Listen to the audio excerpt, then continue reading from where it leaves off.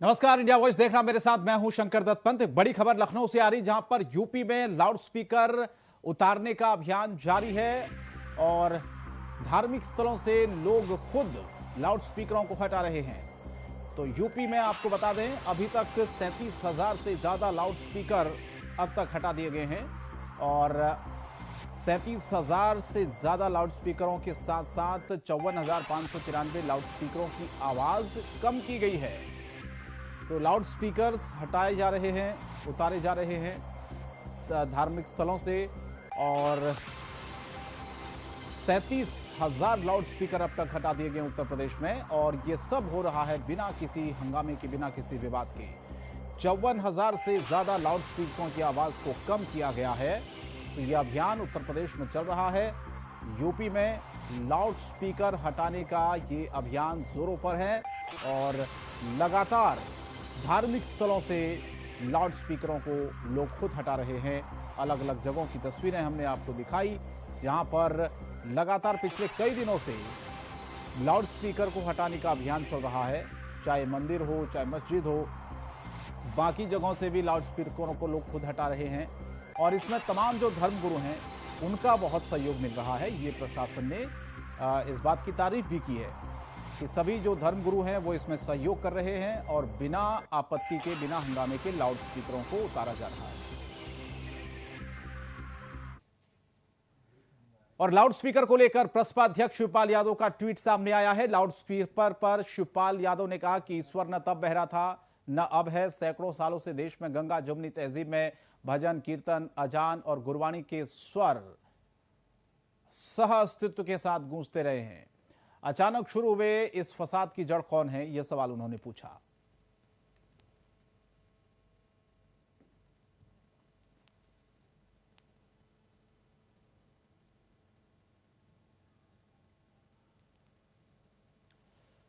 और बीजेपी प्रदेश कार्यालय में सहयोग कार्यक्रम का आयोजन किया गया। बिहार सरकार के खान और भूतत्व मंत्री जनक राम ने लोगों की समस्याओं को सुना।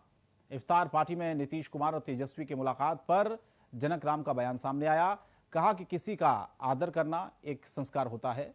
नीतीश कुमार ने जो तेजस्वी के साथ इफ्तार पार्टी किया, जनता ने एनडीए को सरकार बनाने का जनादेश दिया। इसको लेकर ख्याली पुलाव ना पकाए कोई। बता दें आपको, वहीं कॉमन सिविल कोड पर मंत्री जनक राम ने कहा कि एनडीए समय आने पर एक साथ फैसला लेगी। हर विषय पर बात कर निष्कर्ष निकाला जाता है। हिंदुओं के विषय पर बीजेपी आवाज उठाती है तो तेजस्वी को दिक्कत होती है। तेजस्वी चंदन टीका खुद लगाते हैं।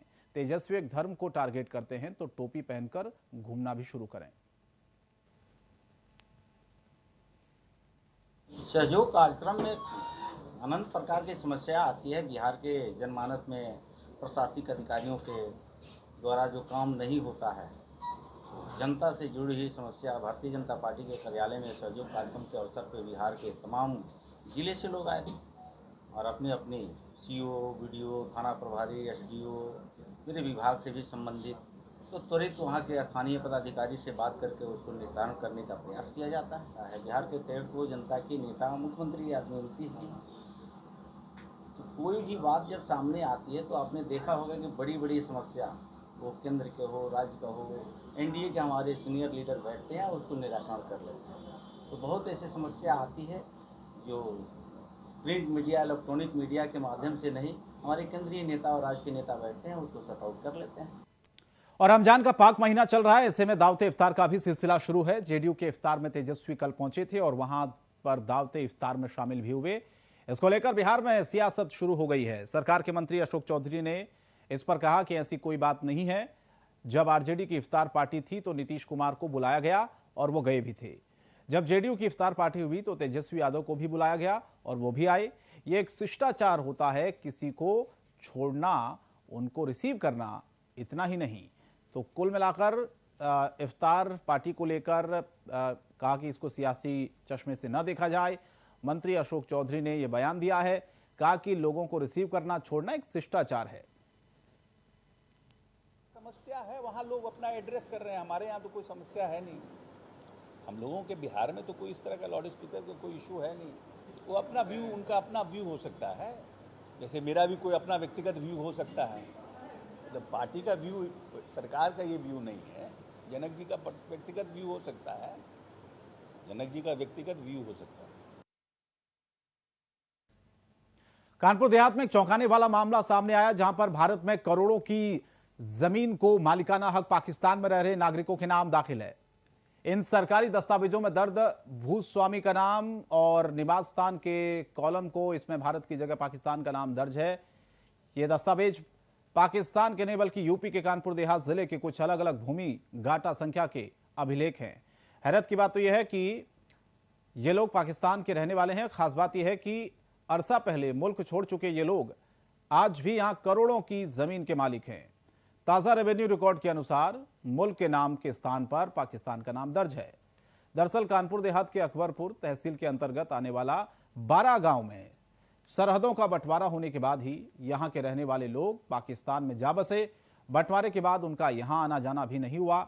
लंबे अरसे से दर्ज भारत की जमीनों पर गैर मुल्क का नाम प्रशासनिक अधिकारियों की बड़ी लापरवाही को दर्शाता है। के द्वारा जो मुझे संज्ञानित कराया गया है, उस गांव में कुछ खतौनियाँ ऐसी हैं जहां पे कुछ इस तरह से दर्ज है जिससे ये प्रतीत हो रहा है कि वहां के जो काश्तकार हैं उनके नाम के आगे पाकिस्तान भी लिखा है। इसमें हम लोग लेखपाल से विधिवत परीक्षण करा के इस प्रकार के जितने भी घाटे हैं उनका मौका स्थिति देखते हुए, क्योंकि यदि यहाँ पे कोई लोग रह रहे हैं, भारत में रह रहे हैं, तो वो भारत के ही निवासी हैं, परंतु यदि कोई ऐसे हैं जो कि यहाँ से छोड़ के चले गए हैं और संपत्ति खाली है तो उसको शत्रु संपत्ति डिक्लेयर होना चाहिए। तो उसके लिए हम लोग अपना सही जगह पे प्रपोजल बना के भेजेंगे।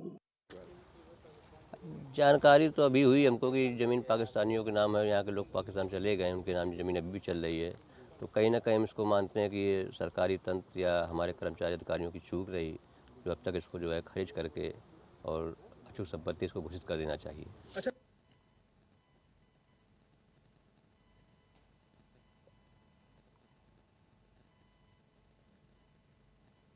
रजनीश कुमार हमारे संवाददाता ज्यादा अपडेट के लिए फोन लाइन पर जुड़े हैं। रजनीश, सरकारी दस्तावेजों में पाकिस्तान का इनाम दर्ज बताया जा रहा है, क्या ये पूरा मामला है और अधिकारी अब इस पर क्या कह रहे हैं? आपको बताते चले कानपुर देहात के अकबरपुर तहसील के अंतर्गत आने वाला 12 गांव में बस सुर्खियों में है जी, जहां पर वहां बंटवारा होने के बाद यहाँ रहने वाले लोगों को पाकिस्तान में जा बसे, उनके बंटवारे के बाद उनका यहाँ आना जाना भी हुआ संभव। अभी प्रशासनिक अधिकारी क्या कह रहे हैं इस पर?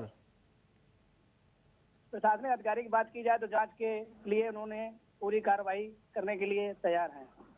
और बाकी जो लोग हैं उनकी तरफ से क्या प्रतिक्रिया आई है? लोगों की अगर मानी जाए तो उनका कहना है कि चलिए, बहुत बहुत धन्यवाद इस तमाम जानकारी के लिए आप। लेकिन फिलहाल आपको बता दें कि एक लापरवाही भी है इसमें जाहिर है, और इसको दुरुस्त करने की बात अब अधिकारी अपने स्तर पर कर रहे हैं, क्योंकि अलग अलग पाकिस्तानियों का जो मालिकाना हक है दरअसल इसमें दर्शाया गया है, और भारत में करोड़ों की ज़मीन के वो मालिक बन बैठे हैं। और ऐसे में अब ये कहा जा रहा है अधिकारियों की तरफ से कि इस त्रुटि को दुरुस्त कर लिया जाएगा बहुत जल्द ही। एक छोटा सा ब्रेक यहां पर ले रहे हैं, ब्रेक के बाद भी खबरें जारी रहेंगी। स्वागत है ब्रेक के बाद आपका। बिहार के पटना साहिब तख्त हरमिंदर साहिब गुरुद्वारे के जथेदार रंजीत सिंह ने लाउडस्पीकर हटाने का समर्थन किया। उन्होंने कहा कि किसी भी शख्स को ध्वनि प्रदूषण से परेशानी ना हो, इसके लिए पटना साहिब गुरुद्वारे में सुप्रीम कोर्ट की गाइडलाइन के मुताबिक लाउडस्पीकर और साउंड बॉक्स को पटना साहिब गुरुद्वारा कैंपस में ही बजाया जा रहा है, और आगे भी कोशिश की जाएगी कि किसी भी तरीके से ध्वनि प्रदूषण से लोगों को परेशानी ना हो।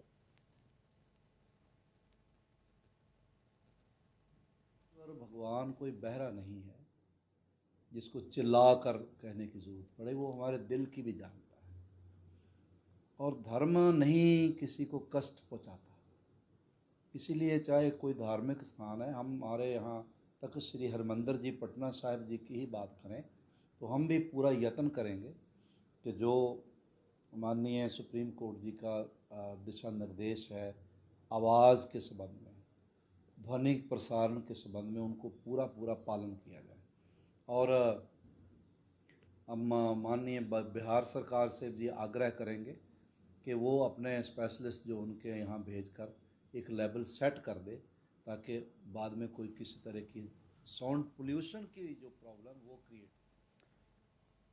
और हजारीबाग शेख भिखारी मेडिकल कॉलेज एसबीएमसी के छात्रों ने कॉलेज कैंपस में ही धरना पर बैठ गए। आपको बता दें कि छात्रों का धरना पानी और बिजली की समस्या को लेकर है।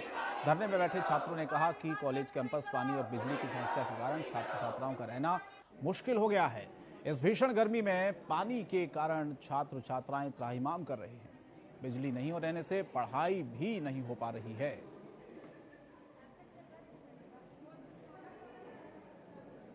पूरे बिल्डिंग में कंस्ट्रक्शन के लिए बॉयज़ हॉस्टल, गर्ल्स हॉस्टल के लिए, डॉक्टर्स क्वार्टर के लिए और बिल्डिंग के लिए एक ही बोरिंग है, उसी से बदल के पानी की व्यवस्था की जाती है। और जनरेटर की भी व्यवस्था अभी इनके तरफ से नहीं की गई है, जिसके कारण बिजली कटने पे हम लोगों का मोटर बंद हो जाता है और इस कारण से पानी की आपूर्ति नहीं हो पाती। इधर गर्मी के दिनों में बिजली की भी थोड़ी सी दिक्कत है और लाइन कटने से मोटर का समय नहीं चलने के कारण पानी चढ़ नहीं रहा है और पानी का स्तर भी कम हो गया है। बिजली नहीं रहता है तो फिर वही रहता है कि बिना बिजली के कैसे पढ़ेंगे। एक तो आप क्या बोलते हैं, लैंप जो रहता है, टेबल लैंप हो गया या फिर इमरजेंसी लाइट होगा, कुछ भी हो, वो हम लोग एक लिमिट तक ही चार्ज करके एक लिमिट तक चलाते थे। अब ये फ्रीक्वेंट होने लगा। अब डेली रात में कट जाता है 6 घंटा 7 घंटा के लिए, उतना लंबा तो चलेगा नहीं इमरजेंसी लाइट, तो पानी पीने का नहीं रहता। प्यासे कोई कितना पिएगा पानी, लगी प्यासे रहेगा तो उसका ध्यान तो लगेगा नहीं पढ़ाई लिखाई में। ठीक है, वही समस्या हम लोग का चल रहा है जनरली। कितने दिनों से समस्या फेस कर रहे हैं आप लोग? जब से आए हैं ना तब से थोड़ा तो सही था स्टार्टिंग तक, बट अब ज़्यादा फ्रीक्वेंट होने लगा है। और मंडल कारा आरा जेल के कैदी मोहम्मद नईम मियां मंगलवार को भागलपुर जेल में अनशन पर बैठ गए। इसको लेकर शुक्रवार को शीश महल चौक में नईम मियां के बेटे के नेतृत्व में जुलूस निकाला गया। नईम मियां के बेटे मोहम्मद सलीम ने बताया कि उनके पिता को जानबूझकर आरा जेल से भागलपुर जेल में शिफ्ट कर दिया गया, जबकि उनके पिता पहले से ही बीमार चल रहे हैं। सलीम ने मंडल कारा आरा के जेल प्रशासन पर गंभीर आरोप लगाए। कहा कि स्थानीय कारा में जाने के बाद मेरे पिताजी से मुलाकात में बताया कि यहाँ के जेल प्रशासन ऊपर से नीचे तक सब भ्रष्ट हैं। नियम कानून को ताक पर रखकर जेल में बंद गरीब असहाय बंदियों के साथ तरह तरह के अमानवीय व्यवहार किए जाते हैं। चालान किसका होता है? जो जेल को डिस्टर्ब करता है चालान उसका होता है। पर यहाँ पे हर समय वो अच्छे से रहे हैं। हम खुद 15 महीना रह के आए हैं, लेकिन अच्छा से आदमी सब लोग रह के आया है वहाँ। लेकिन यहाँ पे सब धांधली हो रहा है, सब भेदभाव हो रहा है, जात पात हो रहा है। और बिजनौर के कीरतपुर थाना क्षेत्र के भंदेड़ा में पूर्वी गंग नहर टूटने से गांव में पानी घुस गया है। बेकाबू पानी को रोकने में प्रशासन की पूरी टीम जुटी है। इसकी वजह से पानी से फसलों को भारी नुकसान भी पहुंचा है।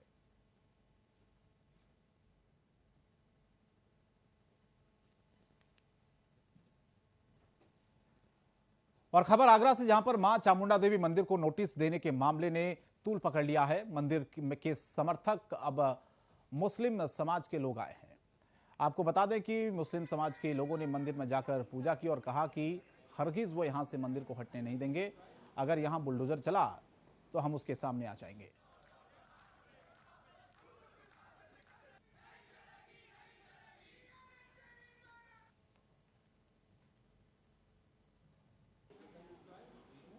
और खबर अमरोहा से, जहां पर एक किसान ने अपनी 10 बीघा खेत में गन्ने की फसल में आग लगा दी और इसका वीडियो भी वायरल कर दिया। बिजली ने आने से फसलें सूख रही हैं। 900 रुपए प्रति घंटा किराया देकर फसलों को पानी देने पर किसान मजबूर हैं और इसीलिए अब ये 10 बीघा गन्ने का खेत था जिसमें किसान ने खुद आग लगा दी और इसका वीडियो वायरल कर दिया। तस्वीरें आप देखिए जहां पर परेशान हैं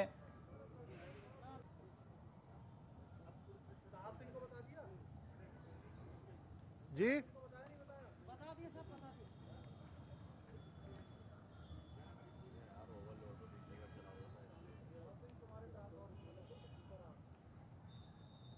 साहब कम से कम 1.5 महीने से वहाँ पे लाइट नहीं आ रही, फसलें तबाह हो रही है। मैं बिल्कुल ईख अपने आप पजल गई। क्या करें, गुस्से में होकर मैंने खेत में आग लगा दी। और क्या करें, इससे तो फसल चौपट होने से बढ़िया है। मतलब लाइट ना आने की वजह से जो पानी नहीं लग पा रहा। 1.5 महीना हो गया, पाइपलाइन फैले हुए, कुछ ना हो रहा वहाँ पे, सब मामला खराब होगा। तो लाइट बिल्कुल नहीं आ रही गाँव में? बिल्कुल, वहाँ 1 घंटा मुश्किल से लाइट आती है। सियाली जागीर जो लीटर है, बिल्कुल बहुत बेकार मामला खराब है। और अलीगढ़ के थाना दिल्ली गेट इलाके की गुड़िया बाग चौकी परिसर में खड़ी गाड़ी में अचानक से भीषण आग लग गई। देखते देखते आग ने गाड़ियों को अपने आगोश में ले लिया। फायर ब्रिगेड की टीम ने कड़ी मशक्कत के बाद आग पर काबू पाया।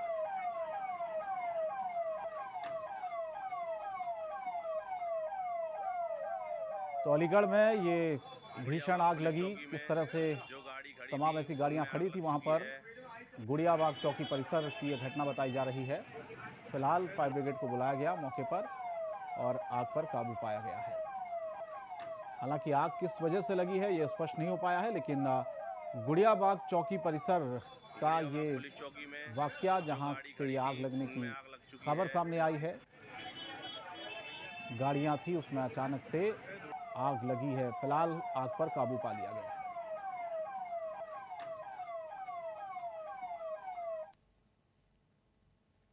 औरंगाबाद जिले के बारूण थाना क्षेत्र की पुलिस ने गुप्त सूचना के आधार पर भारी मात्रा में हेरोइन के साथ 5 तस्कर को गिरफ्तार किया है। इसकी जानकारी देते हुए एसपी कांतेश कुमार मिश्रा ने बताया कि डेहरी ऑन सोन के तरफ से औरंगाबाद की ओर ड्रग लेकर आ रहे थे और इसी सूचना से पुलिस अधीक्षक औरंगाबाद के निर्देशानुसार अनुमंडल पुलिस पदाधिकारी गौतम शरण ओमी के नेतृत्व में एक विशेष टीम गठन की गई।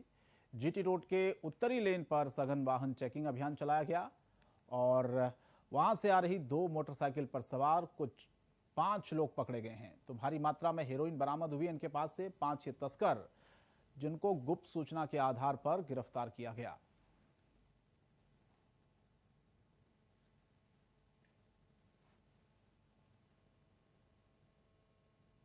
नशे के विरुद्ध जो अभियान चलाया जा रहा है, इसी क्रम में बारूण थाना अंतर्गत 5 लड़कों को गिरफ्तार किया गया है, जिनके पास से 31 ग्राम हेरोइन बरामद हुई है। साथ में उनके पास 5 मोबाइल फ़ोन और उनके पास 2 मोटरसाइकिल जब्त किया है। 5 लड़के नगर थाना के हैं और ये नाबालिग प्रतीत होते हैं। इनके खिलाफ केस करके हम लोग इन्हों फॉरवर्ड कर रहे हैं और आगे भी इस तरह कार्रवाई जारी रहेगी। और आप लोगों के माध्यम से अपील है कि इस तरह के नशा से युवाओं का जीवन बर्बाद होता है, तो इस तरह के नशा से दूर रहेंगे। और हम लोग हमेशा प्रयास करते हैं कि इस तरह के जो प्रतिबंधित सामग्री है इसके खिलाफ कार्रवाई की जाए। और नालंदा में प्रेम जाल में फंसाकर 2 बच्चे की मां को निर्मम तरीके से हत्या करने का एक मामला सामने आया है। घटना पीर बहोर ओपी क्षेत्र के कन्हैयागंज गांव की है। ऋषि कुमारी नाम की महिला की ईंट पत्थर से मारकर हत्या कर दी गई। महिला के पति संतोष कुमार का आरोप है ऋषि कुमारी अपने 2 बच्चों के साथ हिलसा में किराए के मकान पर रहती थी और इसी बीच कन्हैयागंज गांव के मनोज मिस्त्री से उसका प्रेम प्रसंग हुआ। इसी कड़ी में ऋषि एकर सराय गई थी और साथ ही साथ जिसे मनोज मिस्त्री ऋषि को बुलाकर अपने गांव ले गया और वहां मनोज मिस्त्री, नवल मिस्त्री और मनोज की पत्नी ने ईंट पत्थर से मारकर उसकी हत्या कर दी। तो प्रेम प्रसंग से जुड़ा हुआ ये पूरा मामला 2 बच्चों की मां को मौत के घाट उतार दिया।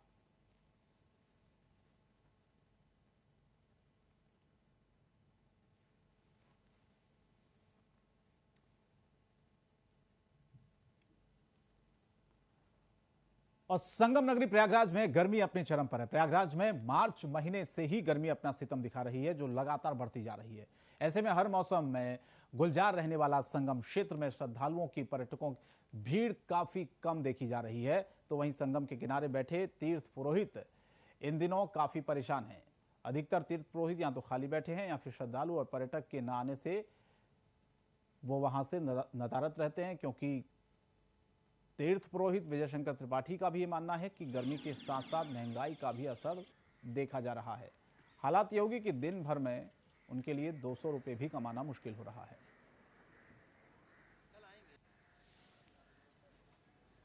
गर्मी के वजह से यहाँ जो गर्म पड़ रही है, इससे जो है लोग निकल नहीं रहे हैं बाहर, धूप के मारा, जलन के मारा।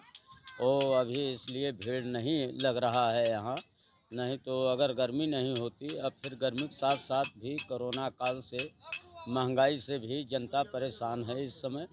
और पंडित ब्राह्मण लोग यहाँ घाट पे सो रहे हैं सुबह से शाम तक, कुछ मिल नहीं रहा है। 100-200 मिला नहीं मिला, वो अपना परिवार का पालन पोषण कैसे कर सकते हैं। 6-7 बजे तक भीड़ होती है, अब नहीं हो रही है। ये गर्मी अखंड है। धूप वजह है, एक गर्मी बहुत वजह है। हम लोग पहले भी 4-5 बार आए हैं, तब मौसम सही था। इस बार धूप ज़्यादा है जिसकी वजह से भीड़ आप देख सकते हैं, इधर भी उधर भी दोनों तरफ कम है। हम लोग लखनऊ से आए हैं। क्या कहना चाहते हैं कि जो वातावरण आपको दिखता था अब वो पहले जैसा नहीं है, काहे कि गर्मी बहुत ज़्यादा हो रही है। हम लोग भी आज करीबन शाम को 3 बजे आए कि थोड़ी हम लोग को राहत मिले। तो गर्मी की वजह से हम लोग भी सुबह नहीं आए थे, तो इसी वजह से हम लोग भी शाम को आए। तो इसी वजह से गर्मी की वजह से आप भी देख सकते हैं चारों। और फिलहाल इस बुलेटिन में इतना ही। इंडिया वॉइस पर खबरें जारी रहेंगी। नमस्कार।